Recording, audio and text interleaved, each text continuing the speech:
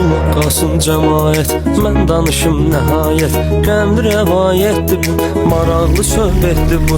Günlərin bir günündə öz maşımın önündə dayanmışdım boş bekar. Nə iş var, nə də güc var. Yaxınlaşdı bir xanım, dedi ki sən mənim canım. Yoxdur mənim konturum, telefonu verzən vurum. Yoxdur problem dedim, nömrəni verzən gedim. Dedi ki yığcayam özüm, ay mənim canım gözüm. Bu söz məni diriltdi, bəlkə qulaq səhv eşitdi. Nəysə şeytana lənət, o zəng vurdu nəhayət. Hələ baxım problemə, qaqaş bu qız sən demə. Taksi zakaz edirmiş, yəni harasa gedirmiş.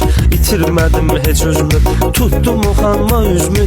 Dedim mən də taksiyəm, özdəki qalaksiyəm. Qız dedi ki gicdəmə, sür gedək cəhənnəmə.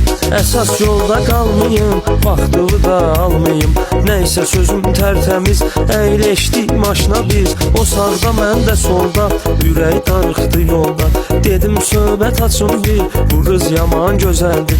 Dedim ay xanım mənim, İtaliyadır məskənim. Bakıya qonaq gəlmişəm, özdə bəyaq gəlmişəm. Xaricdə hörmətim var, 5 dənə şirkətim var. Bir otelim də Dubayda, 100.000 qazanıram ayda. Heç nə almıram becə, bu taksilik sadəcə məndə olan hobbidir. Əsl adım Bobbidir.